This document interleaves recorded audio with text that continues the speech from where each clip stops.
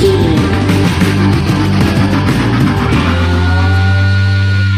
surprised. Okay. Welcome to day three. Day three of PAX East 2018. We are delirious. Normally would be the last day, but yeah, they went and made it 4 days on us this week. So now we're tired. Now we're exhausted. We're not. We didn't prepare for this. We didn't work out. We didn't do any workout. Well, like people, you got you get a big event. Marathon. Like a marathon. Yeah, we didn't train for this marathon. For the extra day. I'm just saying we're physically not in peak condition and therefore weren't prepared for the extra day. But we're going to muddle through. We almost got 10,000 steps today, though. Almost. So that's good. I mean, 10 of them were mine. Yeah, because you're carrying my phone. That's right. I take credit for 10 of your steps. Fair enough. So we saw a few games today. We did. I guess we should say now, there may not be a show tomorrow, depending on what we see. Tomorrow is a free day for us. We've booked no appointments. No appointments. It's just free for all. It's a free for all. Hit up some board games. We're going to maybe go back and visit some of the stuff that we saw that we want to maybe get a better look at. We might have something. We're not sure yet. We'll see how tomorrow goes. So just, this might be the last one for this year. Maybe. For 2018. But let's move on to some of the games we saw today. New racing game coming soon. It is called Anti-Graviator. Graviator. It's not in the grave. Well, it's like anti-gravity. Anti-grav. Yeah. It's an anti-graviator. It's a mashup of basically inspired by F-Zero and Wipeout, and it's really, that's what it is, and it plays just like it. It's beautiful, very high-tech, like futuristic. What you're seeing here is just the teaser video. We don't have any captured video of it because we were both actually playing. Yep, and I did not lose horribly to Sean. Well, you did, actually. Yeah, I know, but we don't have video footage to prove that. So. This is true. Even though I did win, we have no proof of it. By a lot. We don't have any proof of it, is what you're saying. Today was not my day for games. Everything we played, I got my butt card games, too. Well, it was not good. Oh, man. Ogre Cheerleaders? Ogre Cheerleaders was a little card game we played. Real quick side note here. And the ending score was, I had 90, and you had, what, 38? 38. Yeah, so I won by just a tad. It was not even... Just a tad. It was not.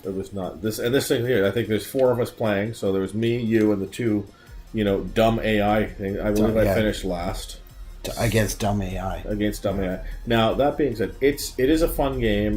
You can do some barrel rolls. You can have to be careful you don't grind up against the edges too much, that sort of thing. Mm-hmm. The one we did with the jumps was really difficult because you didn't know where the jump's coming up. You don't see the jump coming. You're plummeting. You don't trigger your boost in time. So your boost is the same thing as it's not an attack, but I guess there's certain areas where you can trigger a trap. No, your boost was A, your trap was B. Were you pressing the wrong button? No, it was the same thing to trigger it. It was the same energy that you used. Oh, yeah. So you can either use the energy for your boost or possibly use the energy for the triggering of the trap to do that. So you had to decide what you wanted. I thought the trap was the little icon you got on the back of your... It was, but if you triggered the trap... It used your energy. It used your boost energy, so it takes away your ability to boost. Okay. So it was a neat idea. You had to, sort of a risk-reward thing. Do I use my boost and not be able to trigger a trap? Or do I use the trap and then not have the boost available? Right. So the trap is very similar to in split second where you could cause some stuff to fall on an opponent. Or shoot a missile or something. Yeah, exactly. So that's Anti-Graviator, and that is coming soon for Xbox, PS4, and PC. Yes. So that's another Xbox game for you. We got some more Xbox stuff today, so I was kind of happy to start seeing some more of that. Yes. Some, not much. But Xbox is still losing the war here. Oh, yeah. The indies do not seem to be as enthralled with working with Microsoft as they once were. So we're seeing more indies going towards PC, Switch. Tons of want to go onto Switch. Yeah. So the next game we saw, a game called Primus Vita. I was really, really impressed with this. And we're going to get the developer on the show and talk to her about this. This is a story-based adventure puzzle game. And it just tells a story. This is only the first chapter. Episodic. They're going to have 6 episodes, and each episode it revolves around one of the 6 characters in the story. Yeah. So the first one I can't remember the name of the character. The first one deals with one of those characters, and there's puzzles, really great puzzles, and then there's story-based puzzles where you have to pick out these memories, and as you remember you pick out the different pieces of the memory, and then it puts it all together, and you learn more about that character. Yeah. But it's very, very story-based. From what I've seen and what I understand, there's not going to be any battles. There's not going to be any fighting. It's literally just, for lack of a better term, it's going to be a walking simulator. A walking simulator with puzzles. I mean, lots of smart puzzles. Yeah. I mean, the puzzles I got right away was fairly simple, but you can tell that it's going to be very smart puzzles. It's going to build, and it's going to, like, again, as you play each character, you develop more of the overall story. Yes. As well, you're getting more and more pieces of the overall story as well. Yeah, and the artwork is really good. It's a smart artwork. Yeah, it's very she showed us a comic book that she had. Yes. She had it commissioned for it as well. Yeah. The artwork really. I think I have the comic book here somewhere, but I can't reach it right now. We'll show you on next week's show. Yeah. But the artwork is very sort of comic inspired. It feels like even in the game. So this image you can see right now that I just looked at, that's actually a clue for a puzzle that's coming up, which I didn't realize at the time. Right. So I found this. It says you found a clue. I found a clue, but I don't know what it's for. It's actually a clue towards a puzzle that I'm going to be up against very soon. Yes. So you examine the area, and you can see that's just almost a simplistic but beautiful art style. I really enjoyed this. I'm excited to play more of this game. Yeah. Like, really, this is something I'm going to really enjoy. A little bit more of it, and then you have to wait for the next episode. I have to wait for the next episode. And the next episode. She's aiming for each episode to be around the 2-hour mark. Yeah, so you're talking a 12-hour game, an episodic game. That's a good amount of time for an episodic game. I mean, for sure. That's what you put into a Telltale game. That's I think it's a great amount of time, particularly with the puzzles in this. Yep. So, Primus Vita, check that out when it comes. And I believe, do you remember, was it PS4, PC? PS4, definitely PC, PS4, and I believe Xbox as well, yes. Yeah, this is another Xbox? Yeah. All right, well, this next one you liked, so I'm going to let you talk about this one. This one here was a fun one. This was our friends at Head Up Games. Head Up Games. This is a game called Hero Defense, also coming out on everything? I think it's everything. No, it's not Xbox. No, I think this is This Xbox. was X? Okay, I don't remember. Not Switch yet. He said they would like to get this onto the Switch eventually. Okay. So this is an interesting take on a tower defense game. It's called Hero Defense. You are the tower. Yeah. So you control up to 5 characters at different points in the game during the campaign. So you will put your character somewhere. They have to take out the incoming bad guys, and then once they get past you actually have to move your character to a new spot to continue to take out those guys. You'll have support characters. You'll have your main attack characters. So there's a whole upgrade system, skill system to upgrade your characters and stuff like that to allow them to take them out faster. So it's a tower defense game, but your tower is your hero. Yes. Yeah. And you have to move him around the map as they keep moving. Yeah, that's cool. And you have to manage at certain points in this game. You're going to have to manage 5 different characters. 5 or 6? 5. Okay. 5 different characters, and you'll have to set them up and make sure that your guys here. So I mean, as you can see on the screen here, you have your attack character here to take that out. Your other character is your support character. They have an aura around them or a line of sight. You want the blue guy as your support character. You want to have your attack guy inside that aura to make sure he's getting the damage boost that he gets from being next to that guy. Right. So really cool game, pretty game too. Looks nice. This is a game that would work great on handheld Switch, iOS. Yeah. Absolutely. So yeah, looking forward to this one. And another game that we saw early in the day surprised me that I liked this. I didn't think I was going to like this at first glance. This is a roguelite game. The look on your face, I can tell you, when you started talking to him and he started explaining, it's like, it's a roguelike. And my face dropped. Like, I'm like, why are we even here? Why are we here? Fine, I'll play it. Yeah. Wow. Yeah. Now, this is the guys who did Bioshock 2, I believe. One of the developers, Bioshock 2, and they've got similar ideas with, not plasmids per se, but they like that idea of a plasmid. You think of yourself like an Indiana Jones, This takes place in the Arabian Nights story, and you're trying to get to the center of the city to release the genie to lift the curse on the city. And so you're being attacked by these cursed skeletons. But it is a roguelite, so you can... if you die, you start at the beginning of that district. Now, this is where I'm surprised I like this as much as I did, because I don't like roguelikes, anything, right? I don't like games where when you die, you start again. But this game feels good. It plays good. It feels like it's one of those games where as you're playing it, you're thinking, yeah, I could do this. The difficulty level, like I find in most roguelikes, because of, the whole idea of this is that we're gonna send you back through the same thing over and over again until you perfect. I did not feel that they ramped up the difficulty of this just for saying, like, we got through these levels, no problem. Yeah. Like it was challenging, but it was fun. It wasn't controller throwing. No, not at all. And you can use your whip to grab and pull them towards you. You can push them into fires, or you can push them towards a fire and then whip the fire and it explodes around them. And with your whip too, if you aim at their head, it blinds them and stuns them, and they hold their eyes for a second. You can aim at their feet and pull their legs out from under them, and then go after them that way. You can aim at you can pull the sword out of their hands. Yeah. Really fun game. I was surprised how much I loved this game. There, I just pulled the sword out of his hand. Yeah. And he looked at his hand like, what just happened? What'd you do? And then he's dead. Yeah. You can use your whip to pick up other things to throw. Yeah. Man, honestly, this game is so much fun. Beginning of May. Yeah, it's coming soon. May 4th. May 4th. Yeah, May the 4th be with you. That's right.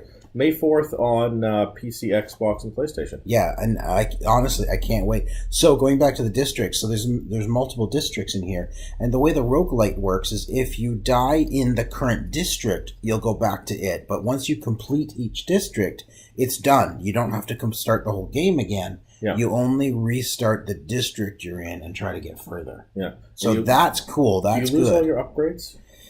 I don't remember what it is you lose. I think you lose stuff you haven't stored somewhere. Right, so anything that you haven't gone, I guess it's a checkpoint when you get to the end of the district, so maybe...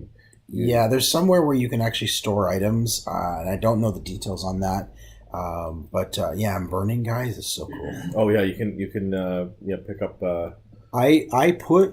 So once I realized you could push, I pushed these guys towards a fire urn, and then I whipped the fire urn, and it exploded and took out like 3 guys all around it. It took out 2 guys, and one guy stood there burning for a while, which is actually a pretty cool effect. It was. I really enjoyed this game. Yeah, and that's pretty soon. We're going to be able to have a review copy. I believe you said he was going to.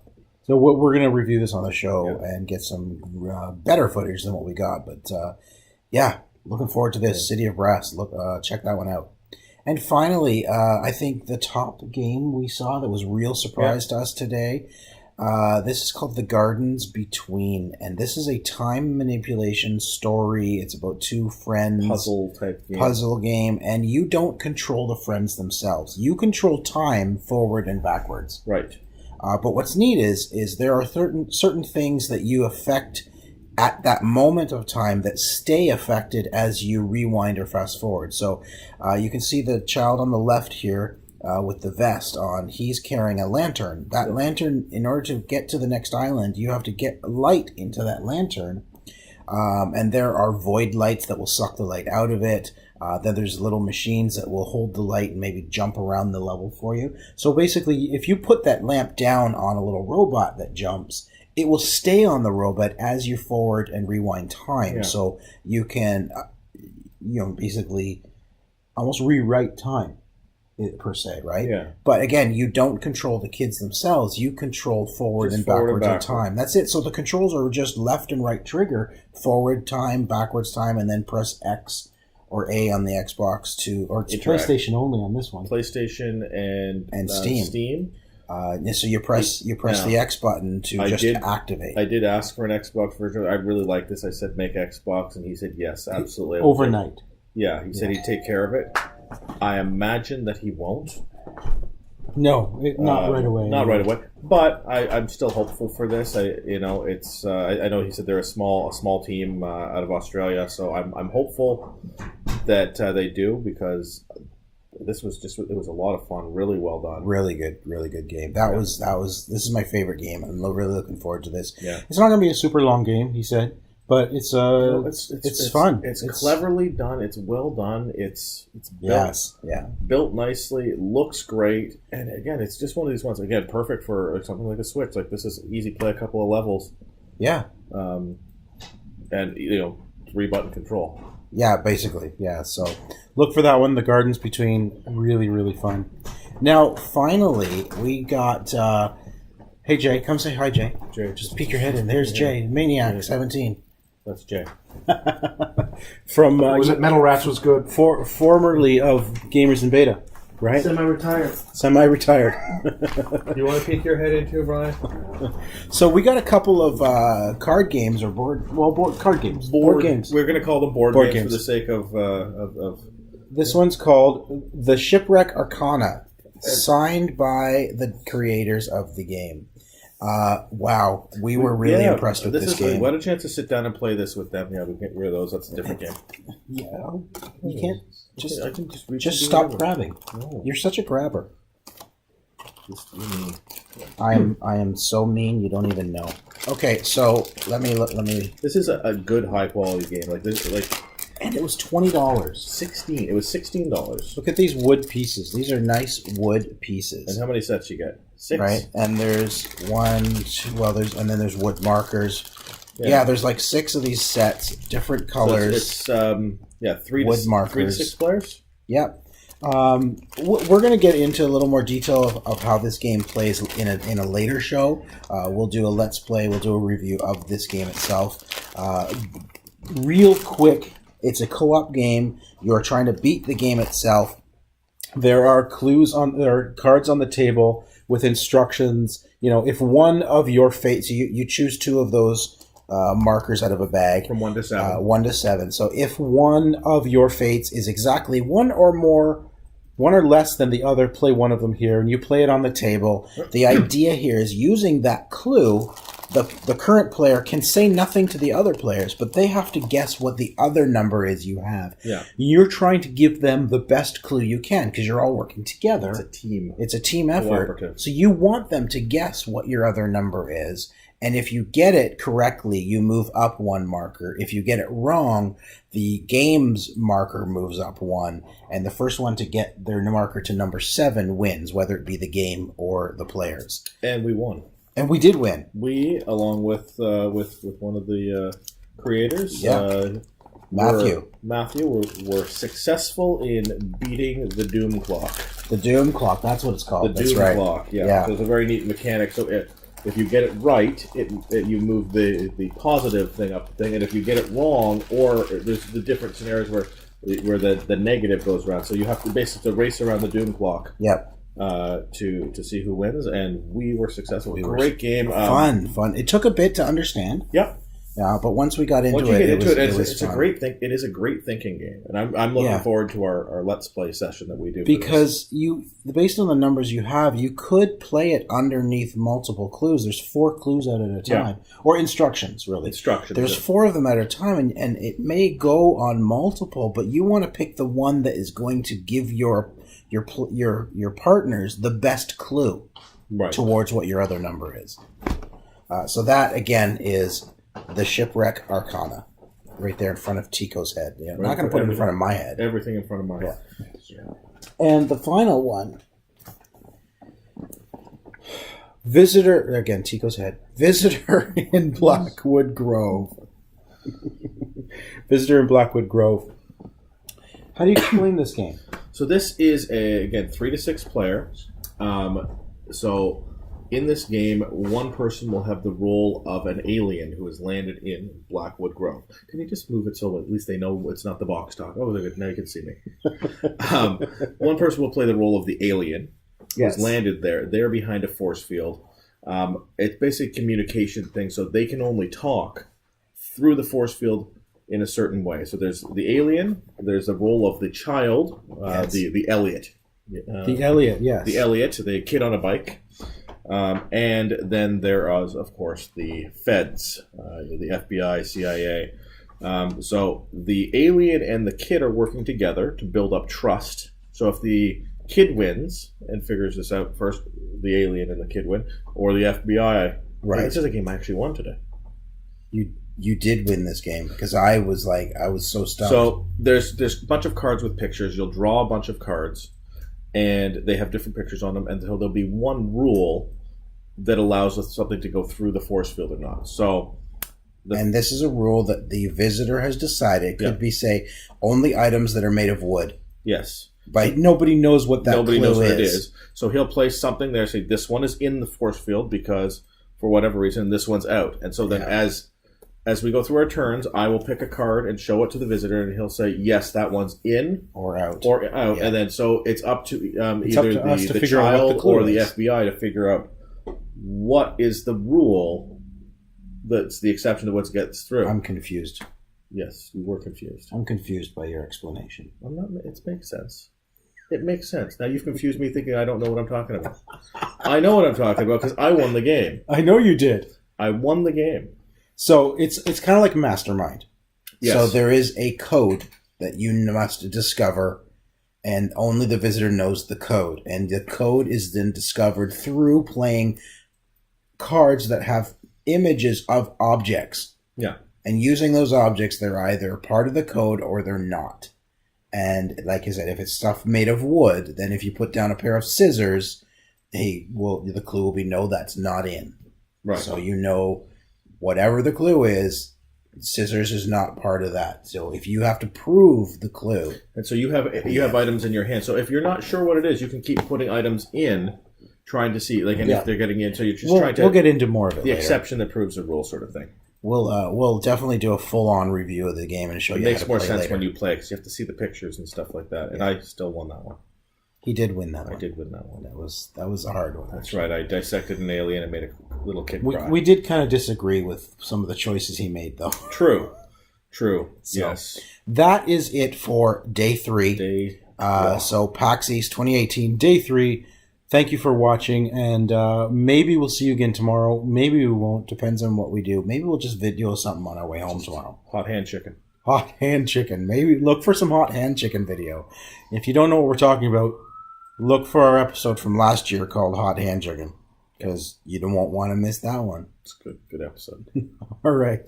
Thanks for watching, everybody. Bye, guys.